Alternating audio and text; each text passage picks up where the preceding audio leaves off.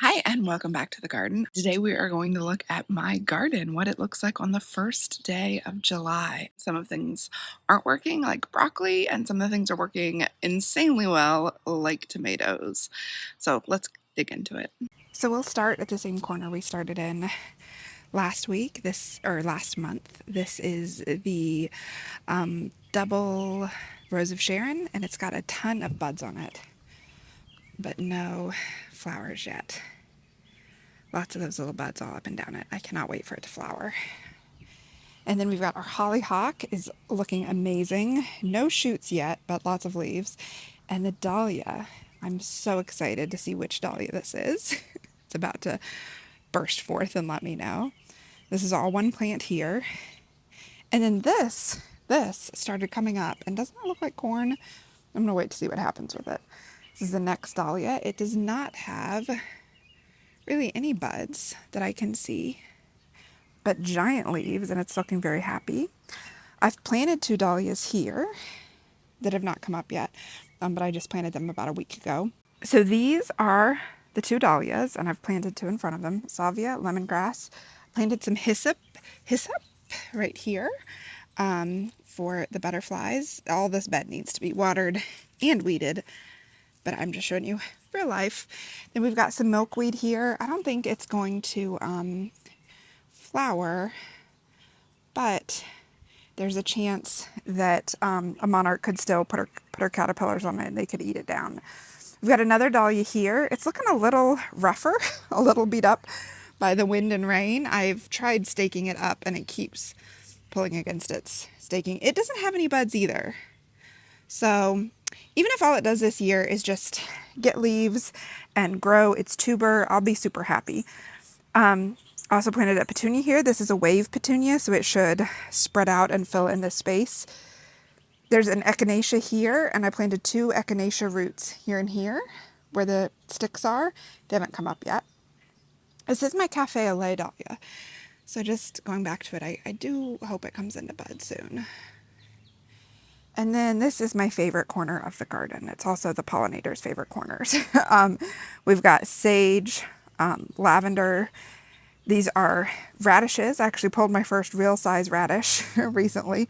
Rosemary, hollyhock. This was a sunflower that someone chewed on and it broke off. I was going to pull the whole thing because I thought it was a single stem, but it looks like it might be growing another bud out of there. So I'm going to, yeah, see, it's got another bud coming up there. So I need to trim off the dead part and see if it survives. These broccolis have never formed a head, so we've been pulling them. Hi little moth. We've been pulling them and just eating the stems and the leaves of the broccoli in stir fry, which has been delicious, and I don't mind at all. So there's also a hollyhock back there. That's what this big green leaf is. Let's see. It's looking like it might come up here soon. And then I wanted to show you this not quite garden area where I have a porcelain doll pumpkin planted. This is a bed, again, that we just did cardboard, leaves, grass, all fall. Tons of weeds and stuff came up. I think this used to be like ornamental grasses or flowers.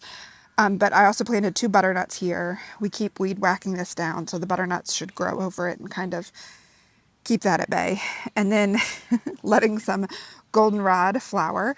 And over here, I have a butterfly bush, which is about to come into bloom. Ooh, look, some of my first blooms. You will see there's also poke, which is a weed, but the poke has really beautiful white flowers. It's got really beautiful purple stems, and then it makes these really bright pink berries. So I'm going to use these in a couple arrangements and then cut it down. I leave it, so there's one over here. This is a whole area we've got to clear out. But the one that's back in that area, I'm leaving to go to fruit so that the birds can eat it. And there are also daylilies down here that bloomed. We didn't plant them. They're just here. There are also irises back there. So once this whole area gets cleared out, hopefully the daylilies will survive the clear out. We'll move them to a place where they'll be a little happier. And this will eventually become like a nice bed. We're going to kind of build it up a little bit and put dirt in it. And the butterfly bush we planted here when we moved because this was the only area that even looked slightly garden-like. So it's kind of back here on its own now.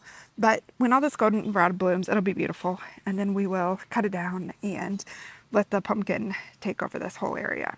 Okay, now we're onto the proper garden. This is the 2-row garden next to the house.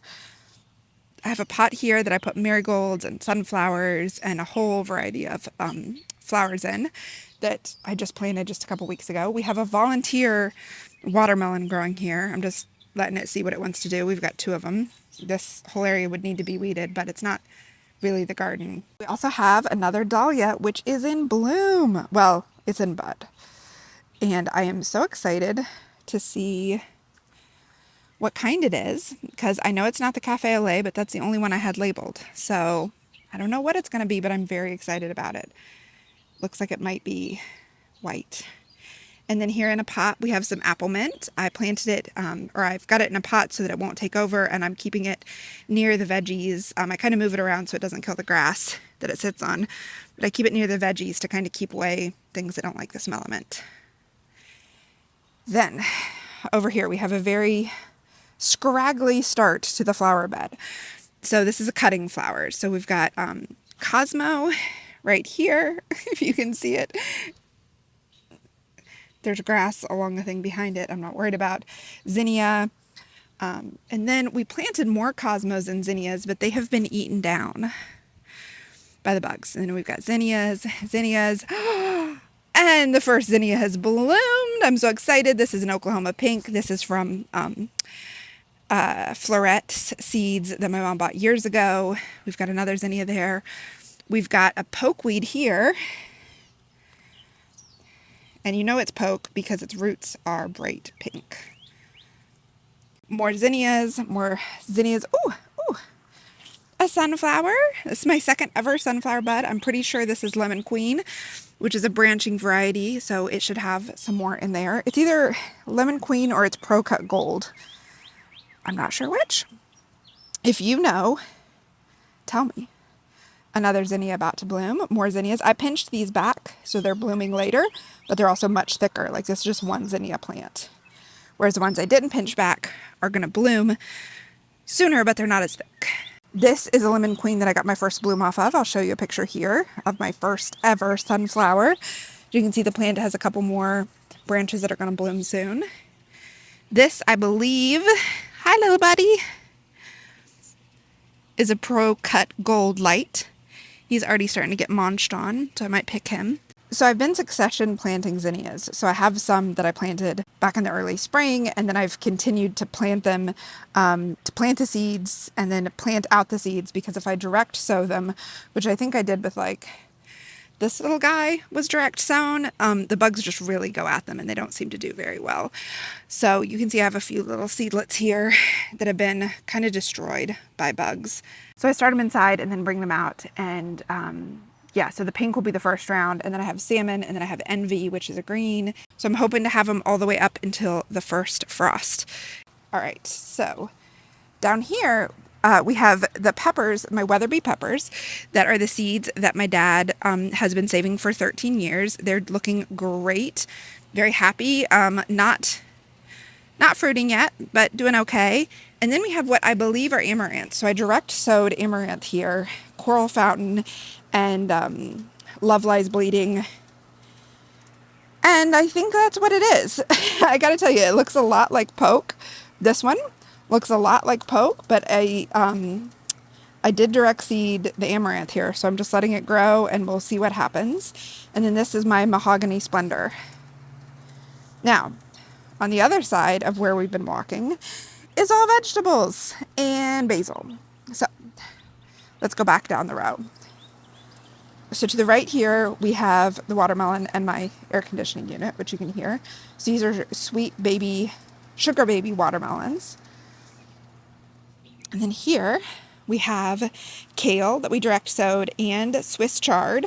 You can see the Swiss chard is doing pretty good over here. And the kale is doing absolutely great. These are kind of like baby leaves.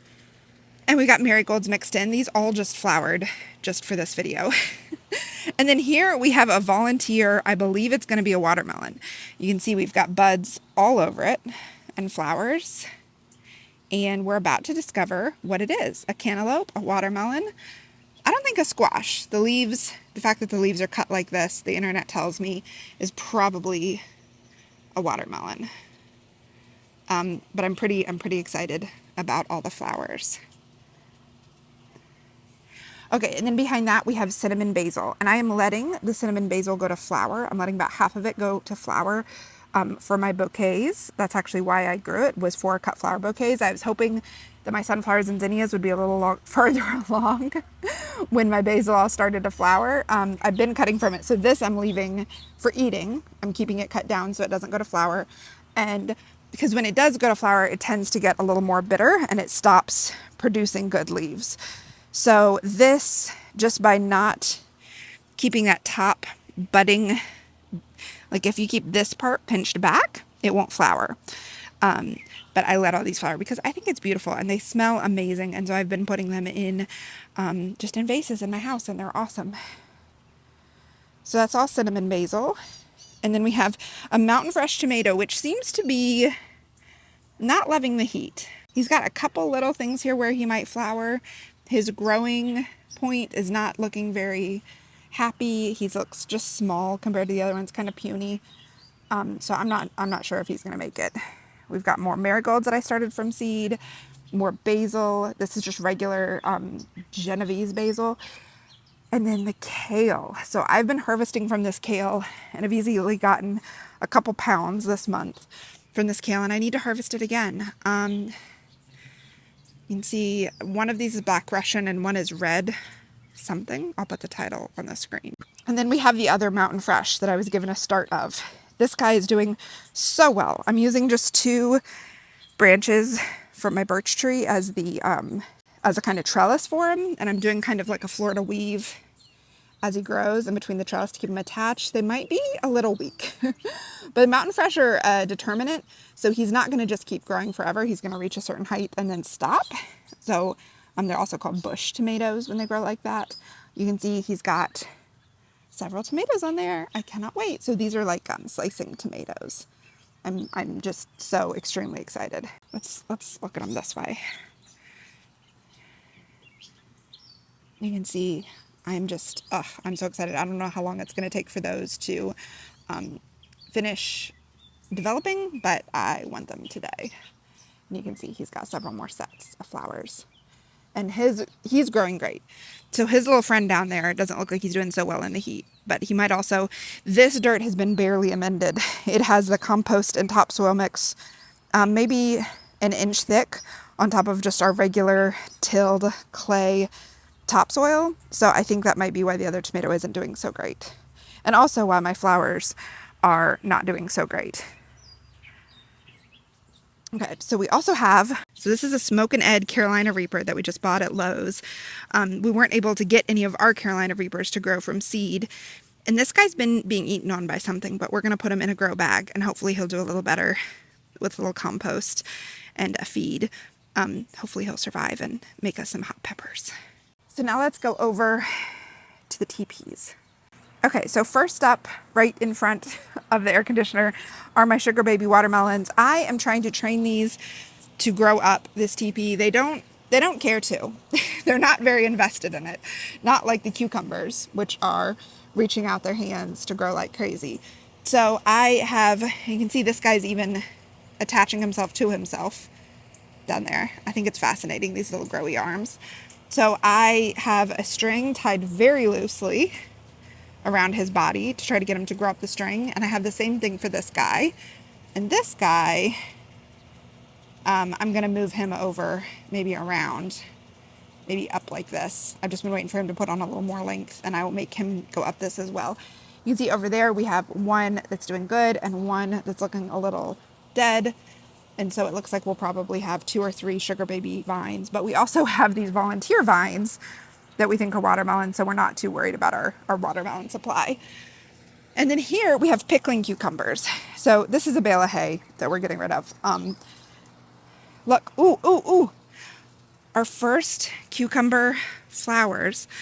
You see that? Oh my gosh, we're gonna have cucumbers. So I planted some dill in between the cucumbers because what we're gonna do is make pickles. It's the entire thing my daughters care about is getting pickles. You can see this, this is little leaf cucumber, which is a pickling cucumber, and it isn't very attached. Like, it's not trying very hard to be attached. I mean, it did do that, which is pretty cool. But this over here is cool cucumber, and he is very invested in attachment. They're attaching right and left over here. They also started growing a lot faster than the little leaf did. But the little leaf already has flowers, and the cool cucumber is really invested in height, in length. You can see though, he's got some buds in here too.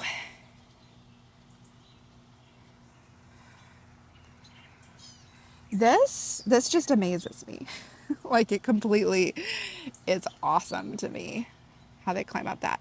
So I don't have anything planted back there yet. That's totally unamended. I mean, there are peonies, but no annuals. I'm going to put, I've got a bunch of zinnias and sunflowers started kind of for late summer blooms. And I'm going to amend that and then plant them there so that the girls can look out their window and see some flowers.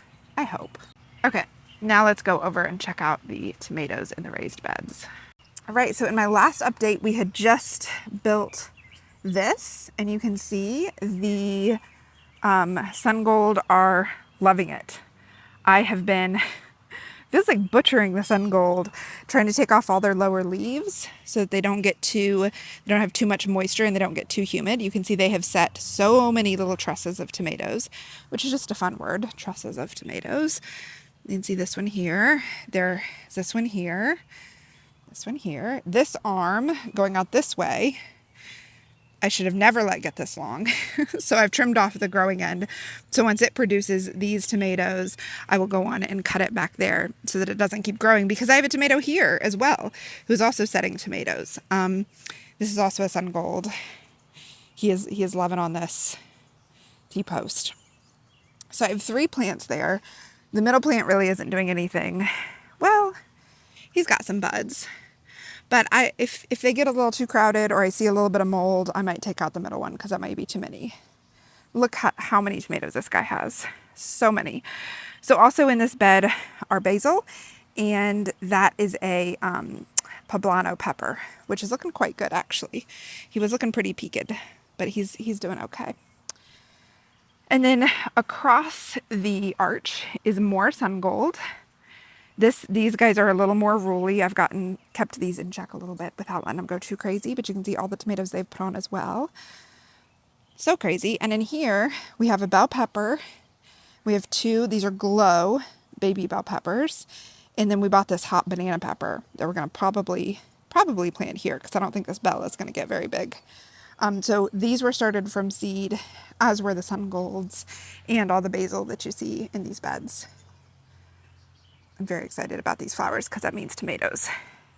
Now this bed, this bed is, wow. This guy has grown like 2 inches since I looked at him 2 days ago. This bed is a little crazy because I planted Amish paste tomatoes, and I'll show a picture here. And they were not doing great. So like I planted this guy and he looked totally dead after 2 weeks. So I came in, and because I had so many tomato starts, I just was like, okay, I'll plant another guy. So I planted this guy. The problem is that guy was just suffering transplant shock, and he immediately leaped to life a couple weeks later. So the same thing over here. This guy had no life, so I planted this one, thinking I would tear him out. But now they're all alive. So what I'm going to do today is pull out these extras. So I've also got some nasturtium in here and some grass and tiny poke. I'm going to pull out this guy and probably this guy, and the bed will be left with 1, 2, 3, 4, 5. Yeah, because right now there are 7. in a 3x3 bed. So please don't judge me. But this guy's already got flowers on him. This guy's got flowers on him. They all need to be staked up. I'm going to Florida trellis them in between these T-posts. And then there's basil back there that I also need to harvest from. And then on this bed, so this is the, you know, right corner as you're walking out from our back door. This bed has 2 Cherokee purple tomatoes, and their buds look totally different. They're not setting trusses in the same way that the other 2 or really 3 tomato varieties are. And there's a basil, and then there is a jalapeno, which has been so badly eaten. So I'm not sure what's eating at him, but something's eating at him. It's really holding his growth back. And then there's a little tiny jalapeno. So I think what I'm going to do with this bed, oh, and then there's a volunteer watermelon, one of those volunteer watermelons that came really with our compost. There have been dozens, but this is one that I let grow, and you can see he is really going after it. I think he wants to get to that vine. If we had another, we might do another trellis here and have the tomato go over it, or we might just, or have the watermelon go over it. But you can see he's got flowers, or she has flowers all up and down her. She's about to have some babies. Thanks so much for joining me on today's garden tour. I hope you enjoyed a look at like the realistic, not necessarily pretty garden. I will be back soon with another garden tour. Please leave a comment below and let me know what you would like to hear about. And if you want to support this channel, you can head on over to Patreon. The link is below. Big shout out and hug to all my Patreons. I super appreciate you. Thanks again and have a great day.